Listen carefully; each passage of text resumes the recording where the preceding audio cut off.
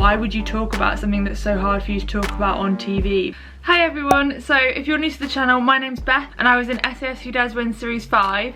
I will play you a little clip of my time in the show.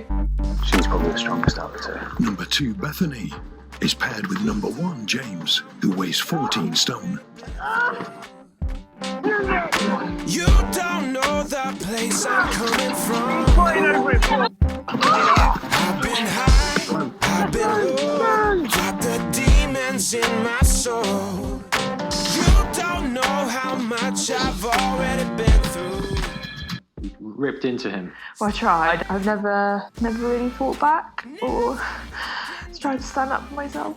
I'm probably best known for being the one who fought Jay, who was an SAS operative, and the mole, the undercover guy, and I also carried a lot of the men. I was one of the sisters and known for being like quite strong as a female. I've got loads more on my channel about my personal story on SAS. I'm going to talk about the second episode of Series 6. I think I've asked a lot on my Instagram, and I think the general feeling is there's a lot of the recruits we haven't seen. There is a lot of people saying that we haven't seen enough of the women. There are clearly people that are doing quite well in the background, but we haven't seen a whole lot of them, and I think that is really true. I think when you go on the show, you are filmed 24/7. The cameras are always like either in your face, or you're really aware that they're on the walls and they're like moving around tracking your movements like you would imagine Big Brother. So you're constantly being filmed, there's no off camera. So you would think they'd get enough footage to show a little bit of everybody, a lot of stuff from every recruit and introduce them all, but they never do seem to do that. And I kind of knew that going in. When I was on the show, I knew that I wasn't necessarily going to get airtime. You can't predict that you're going to get airtime when you go on the show. It's just how the ball rolls, whether they think you're interesting enough to sort of add to the story, I guess. That is kind of the deal that you get when you go on a TV show like that. But I think as a viewer, we do sort of expect and want to see a lot of the other recruits, so I really do hope we get to see more of them later on. But at the moment, it does feel like we've only seen a couple of them. One thing I really want to address to begin with is a lot of people are like, you only see people with a story. And as one of those people in my series, I can't speak for Minnow Films, but I think what they're trying to do is they're trying to raise awareness about certain different things that need a bit of airtime, like mental health and abusive relationships in my case, and men showing emotions and being real about that, which I think we saw a lot of in this episode, which I think is really positive. I think if you're on the show, maybe it depends on the reasons and motives behind people's reasoning for going on it, but I can imagine it can be quite disheartening to have given up so much of your year, not just the amount of time when you were filming, but all of the prep leading up to it. That time that you've put into the show, only to not end up being on air a lot. And I think sometimes this brings a bit of like resentment around the people that have got airtime because they have a story or for whatever reason. And I think it's so important to remember that those people are human and have feelings, and we did not choose to be the ones that they used on air, and I certainly didn't want my story to be shown in that way. Like, I never ever planned to say what I said, and I do go over that in some of my other videos but I didn't feel like I was being filmed at all, because I was in a room, I was talking to a doctor who you have to speak to about those things. Yeah, we need to remember that the people with the stories haven't gone on the show for that reason. They've gone on the show for the same reason as everybody else. We want to prove everyone wrong and show that we can do this crazy thing and do it for the experience, and it's not the fault of the people that end up getting shown that they're being shown because of their story. I do feel quite strongly about that, and I do also understand it must be really hard to be somebody that has gone on the show and done really well and hasn't got a lot of airtime, but it is just how it happens. So yes, we do see stories from people, we see people talking about events in their life, because that is important to explain why they are where they are now and how much they've improved. And honestly, for a lot of people, including myself, it was the whole motivator for actually going on in the show in the first place, because I wanted to prove everybody wrong. I wanted to prove that I'm not fragile and that I'm strong, and that my experiences, my mental health make me stronger.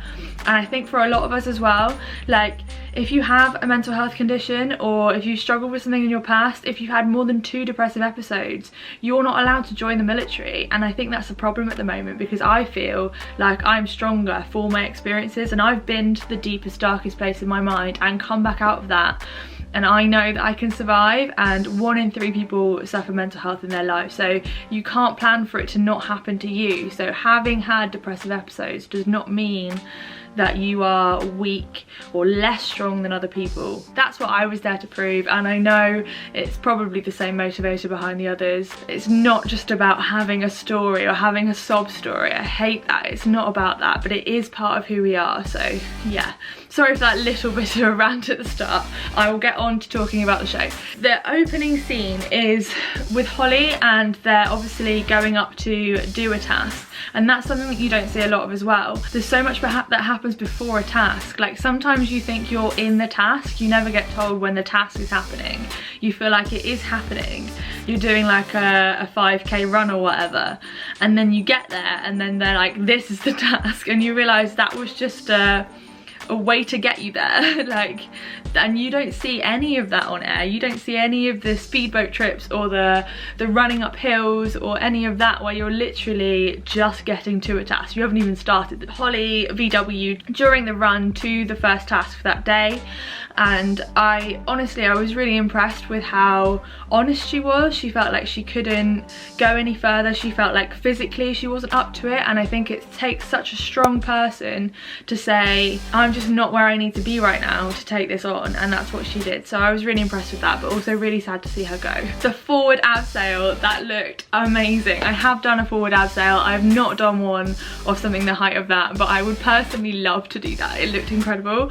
I know a lot of people seem to struggle with it because of the heights, and I can totally get that, because I mean, like, you try that. It does look scary, but I'm one of those people that I feel it being scary, but then I'm like, I try and read that as excitement, and I try and use that to like help me motivate myself to do the task. And yeah, it looked really exciting. I know in a lot of the tasks when me and Ellie were on there, especially when it was something height based, they would pan the cameras across all of us and everyone was like scared or stern faces, and if you watch back some of the clips, me and Ellie are in the background like, yes, that looks awesome. Yeah, we would have been doing that when that task was introduced. We've just been like thrown off cliffs and doing all sorts of fun things since we were kids, so it was, yeah, really exciting. I would have loved that. I thought John, number 2, really stood out to me, because he's still powering through. He obviously does really struggle with heights, and that's something he's had to take on in the last couple of episodes, and he hasn't given up yet, which I was really impressed with. Connor, who is the Irish dancer, it was said that he's one of the front runners, so we know that he's like super fit and he seems to be at the front quite a lot. That's cool to know. I think a lot of people are predicting that he might end up being one of the ones that passes it. I could definitely see that happening. A lot of people look like they fell down and really struggled with that task, and honestly that's understandable, because I think there's a lot of people that will never have done anything like that before, so I get it. Jake obviously really struggled and was very nervous, but I really liked how open he was about how he was feeling and how nervous he was, because it takes quite a lot of strength to be that open with your feelings, I think, and that's something that we get a bit later on. When he got to the bottom, Ant was like screaming at him in his face, and that's one thing I wanted to point out, is Ant actually does that a lot. Like, he will, at any sign of someone doing a little bit wrong, he'll scream in their face, because obviously he wants to really unsettle you. That's part of the test, that's part of the whole thing. He wants to make you doubt yourself, and also it's for the TV as well, to make sure that if they want to play that person's particular story at that time, they have the footage so that they can put it all together to make it seem like it makes sense. Yeah, so you might see Ant screaming at a few people, but you've got to remember they do scream at all of us, and they do, you feel like you're failing all the time, because they tell you you're failing like constantly.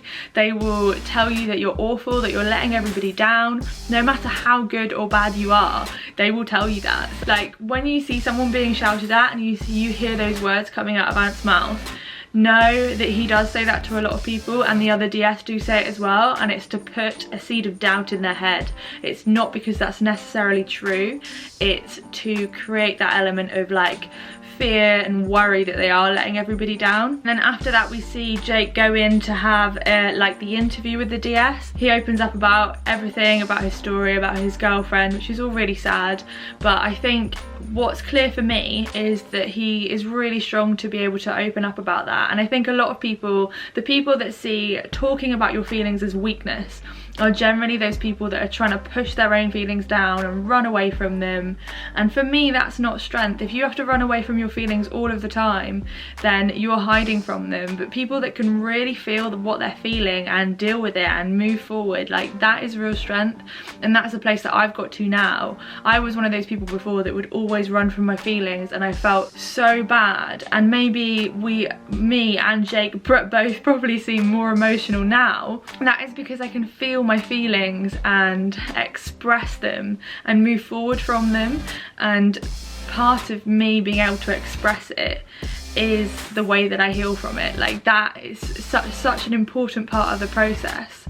And I know too well that if you run from them forever, they will eventually catch up with you, and then you'll just have a full-on breakdown, and it's not a way to live. And I'm much happier now where I am open about my feelings and I talk about everything.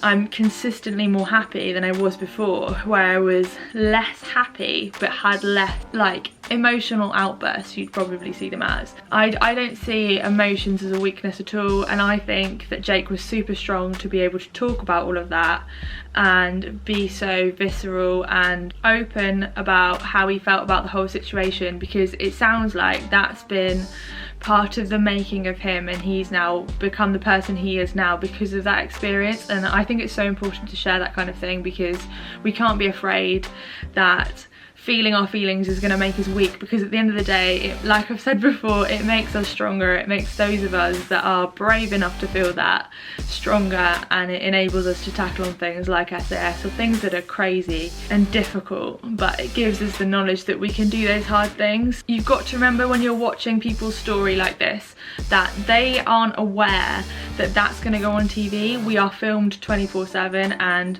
obviously he was taken into the doctor's office. The same thing happened with me, and you're psychologically assessed before. You're told you have to say everything to the doctor. You have to be honest. You have to talk about how you're feeling, because it is on the cards that they might pull you out if they think that you're emotionally struggling too much. So you have to be honest with them. You can't shut it all down. And then what they do is they use that moment where you're honest about your feelings as footage and they play that as your story. And that's hard to watch back, to know that that's happened. I mean, we knew that that could happen going in, but I think some people can see it as like why would you talk about something that's so hard for you to talk about on TV? But in that moment, you're not aware that you're on TV. You're just talking to a doctor about how you feel about something that's really hard, because he's asking you questions and you know that you have to answer them in order to stay on the TV show. So yeah, and the doctor's office, like the cameras are so far in the corner, you've got no idea you're actually being filmed. There are no visible camera guys. Like they got close-ups of my hands, like rubbing my hands together because I was stressed,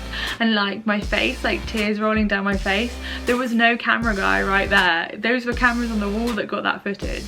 You're not aware that you're being filmed, so don't for one second think that those people have put it on or decided to tell their story on TV, because they haven't. They've just opened up to a doctor who's presenting themselves at that time as a counsellor. And then I wrote, so I've taken a few notes because some things really jumped out at me and I thought was hilarious, and you won't have even noticed this bit. They went back and they were asking for nail clippers, and that is a massive no-no. So I did that because one of my toenails, I'm not going to go into graphic detail, but it was coming off and the edges were like cutting into my skin. It was so gross and it was all infected. Everybody's toenails get infected though, and I thought, well, if I get some nail clippers I can like cut it down so that it's not causing me so much pain anymore. But they like flipped out about the nail clippers, so I imagine they probably did about that.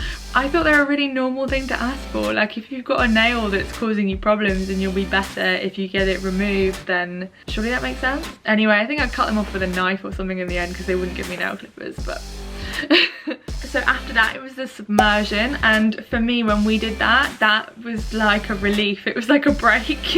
And I know a lot of other people probably didn't feel like that because the water is absolutely freezing, like so cold. I live in Cornwall and it's like the water down here is not warm, but it is so much colder up there. But yeah, I did see it as a break when we did that, and I'm very used to cold water. I did a lot of cold water like immersion training when I was preparing for the show, because they asked us loads of questions about swimming, and I'm like, worst case scenario, we're gonna end up somewhere cold and I'm gonna have to get in cold water. So I did loads of open water swimming. I did a triathlon before my time on the show, so I had to prepare for that anyway.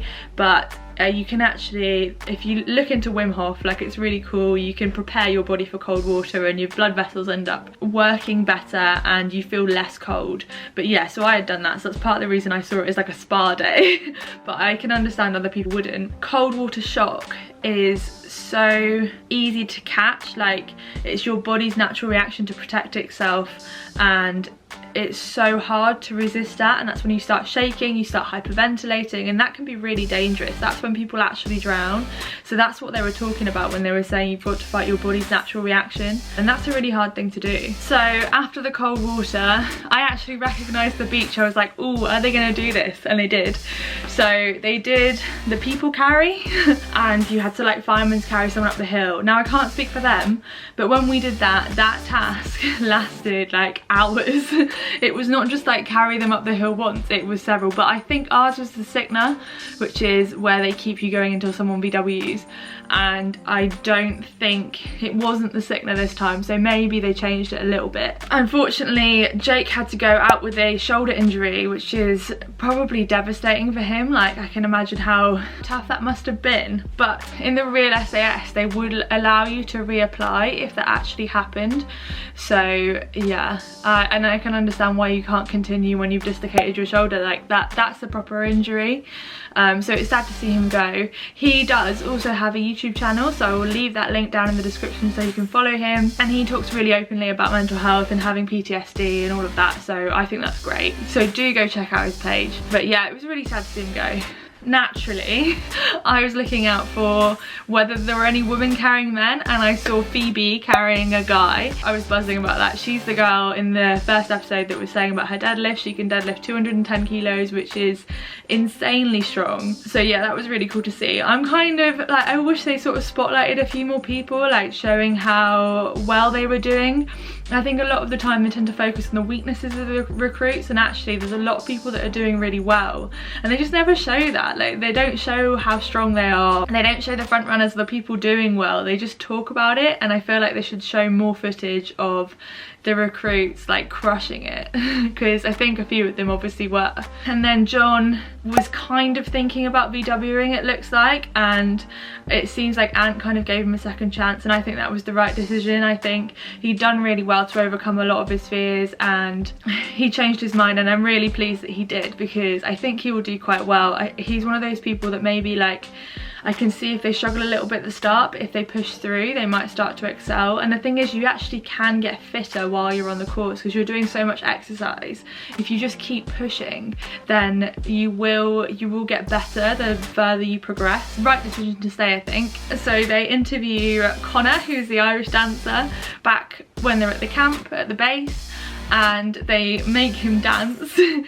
It's amazing. Me and my partner were literally shouting at the TV like, yes, that's so cool. I just can't imagine personally like having the balls to do that in front of them. And I was kind of thinking, I wonder if they like asked him to do it thinking he'd be like no, but then he was like, yes, I'll do it, and just, oh, it was amazing. Like, great moment. I don't know what it was, but something made me write down that a lot of the time we were made to remember a lot of things, and I think it might have been the ice dip in the series before us. They were told they had to remember the number plates of different vans, and I remember being told that as well. I think something must have come up to do with like remembering the location. Oh, that was it. I think they had to jog a certain way and then remember where they'd gone and jog the same way back.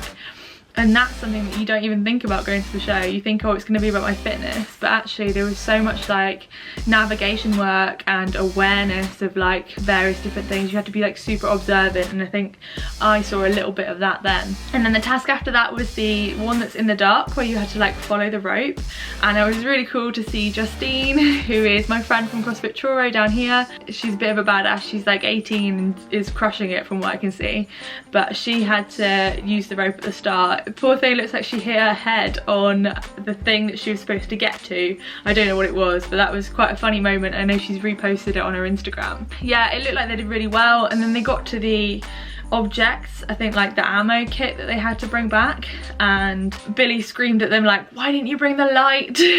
But I think, again, it's like you can't do right for doing wrong. Like, no matter how hard you try, you will always do something wrong. You can't know exactly what you're supposed to do, and I reckon personally, if she'd have picked up the light and brought it with them, they would have been like, why have you brought the light? Because it's like a covert operation, surely the light would give you away. That would be my thought process behind it, but they had to go at them for it anyway. It makes good TV, and that's probably why. I find that they always find a way to have a go at you, and it kind of adds to the whole experience, makes you doubt yourself.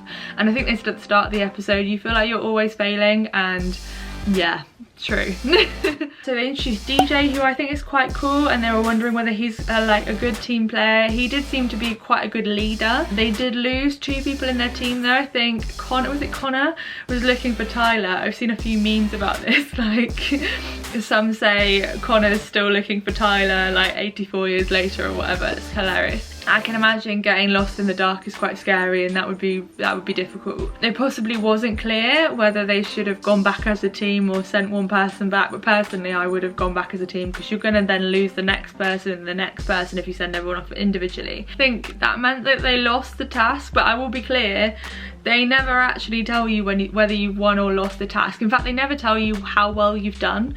So for example, the one where we shot the Canadian, we had no idea the purpose of that task. Loads of us that shot him thought that we'd done it right. Like, you've got no way of knowing whether you've done the task right or wrong. There's no like winner or loser on the day, like in the boxing. They're not like, this recruit won. You just go back into your line and it's over. They don't say, wait, this one's the winner, this one's not the winner. They don't do that. That's all added on the voiceover afterwards. You are literally shouted at for every decision as well. Personally, I would have sent the whole team back in that situation. There will always be a way that they find a team has done badly. And then they went back to camp and they did the beasting. Now, you guys need to know that they do beastings pretty much every night. Like, you don't get much sleep. You go back to the accommodation, which is a barn with a door that doesn't shut and it's freezing cold, and you don't know whether you're going to be taken back out again in 20 minutes or in an hour. You've got no idea. And then they come in at like 3 AM or 12 o'clock or whenever and drag you out for a beasting pretty much every night, where you're doing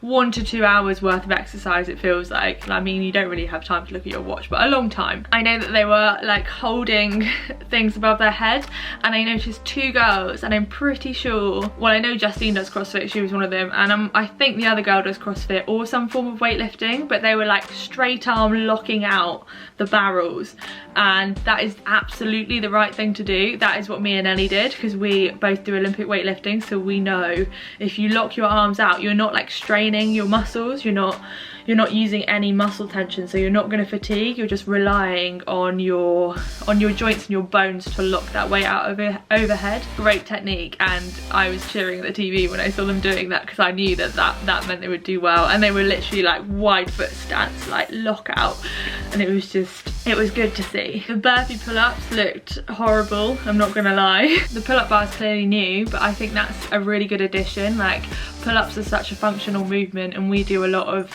various different pull-ups in CrossFit and strength training. Like, strict pull-ups are a good foundation for any form of military training, and to train for SAS Who Dares Wins, I did a lot of pull-ups. So yeah, it was interesting to see that in there. I know that's in some of the American military fitness tests, so that was cool. But yeah, it looked solid, like, to be doing that and then loads of different other things.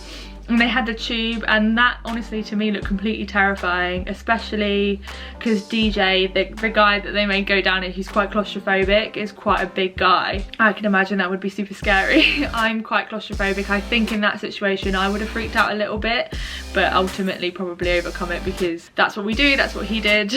Yeah, I think he was quite angry at the end. They made it seem like he punched a bit of camera equipment, but I'm not sure. It'd be interesting to see more about him. I think he seems like quite a good leader, and he did say that he had a bit of a problem with authority. I can relate to that. I do find it hard to be told what to do when I don't really know the reasoning behind it, but obviously in the SAS, like, you need to be good at following orders, so that'll be really interesting. I do love a bit of drama. It kind of reminds me a bit of like Tony Bellew when he was told what to do by Ant and swore at him various things. That was funny. But I don't know, we will see what happens with him. And I think I was wrong, because I think last week I said, oh, there are no real big people, but actually DJ is really tall and quite heavy looking, so he would have been hard to carry, whoever carried him. See, that's really interesting, because you just don't see all the recruits until they get introduced, so who knows who's out there. Like, there's 26 of them, 25 of them, and we've just not seen them all. Let me know in the comments below what you thought of the episode. Is there anything that I missed? Is there any parts that you really enjoyed? What are you hoping to see next week? I know next week they've posted an image on their Instagram, the red guy, and I can't work out whether this red guy is a recruit or not. I think he's probably not, and he's in a lot of padding, and I've already seen comments like, oh, they've gone soft. But I think from the footage I've seen, it looks like they haven't gone soft and they actually like beat him up pretty savagely. So I wonder if it's because it's always about controlled aggression, that task. It was never about the being hit, it was about hitting someone else. So yeah, that'll be really interesting. I'm excited about that. Let me know how you're feeling about the whole series, and I'm going to be doing these every single week. I'm not sure when I'm going to upload them. Sometimes they'll go up the day after, sometimes it might be a few days after, but I guarantee you by the Sunday every week this video will be up, the reaction to the last one, so you can watch it before the next episode if you want. I hope you enjoyed this video. If you want to see any of my other videos on my channel, please go over to that. I post vlogs, my training, recipes, all sorts, and I will see you in the next video, guys. Thank you for watching.